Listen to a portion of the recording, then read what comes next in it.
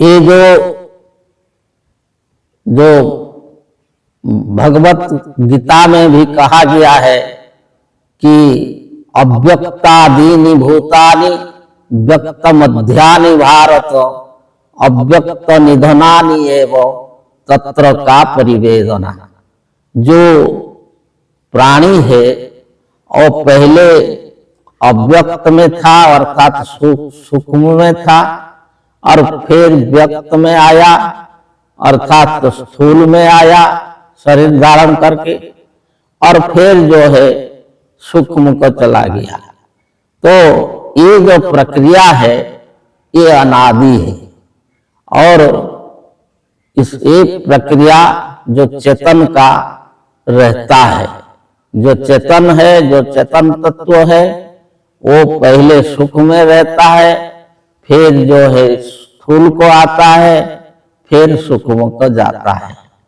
लेकिन जो जड़ तत्व है वो यथावत ऐसे ही रहता है, उसका ना जन्म होता है, ना मृत्यु होता है, ना कोई संवेदना होता है, वो कुछ नहीं होता है।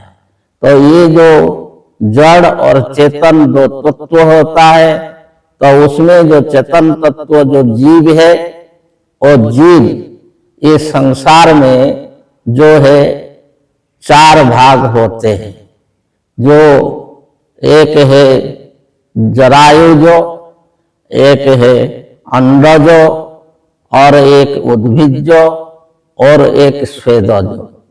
ये जो चार भाग में जीव संसार में रहता है, तो जो गर्भ से जन्म लेते हैं उनको बोला जाता है जरायुज।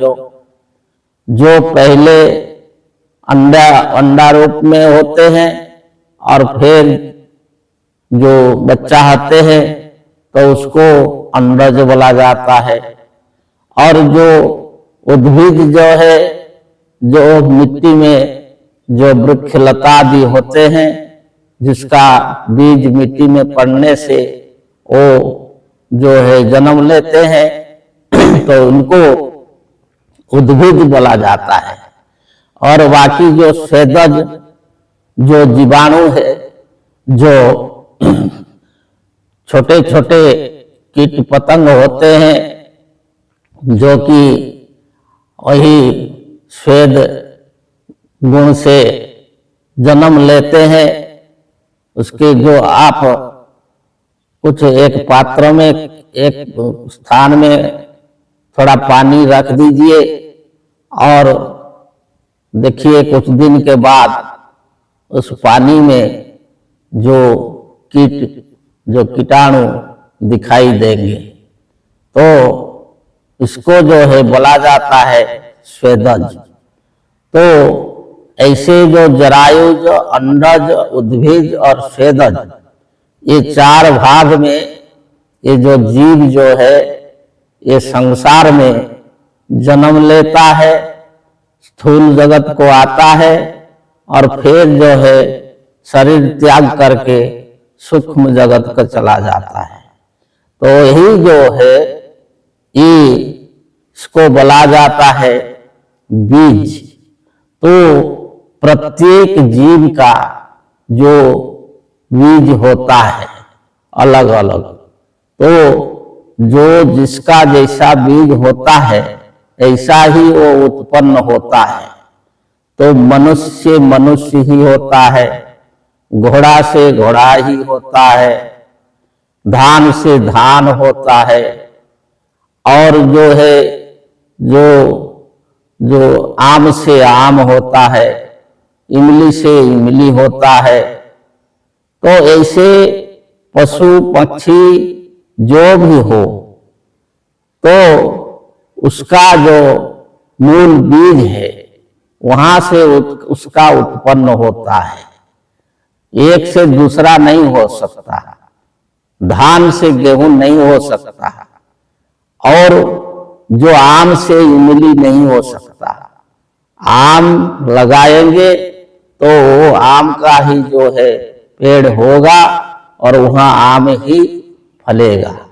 तो ऐसे जो है, जो बीज है, तो इसको बोला जाता है जो जीव का अपना अस्तित्व।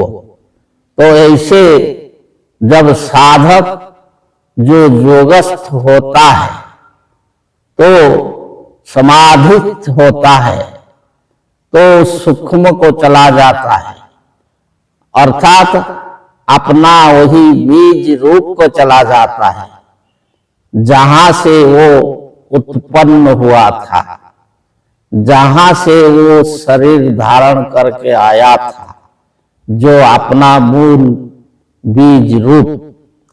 तो वहां से जब समाधिस्थ होकर के अपना आत्म स्वरूप को प्राप्त करके, वो जो सच्चिदानंद स्वरूप को प्राप्त करके, अपने को जान करके, वो साधक फिर जो है लौट आता है।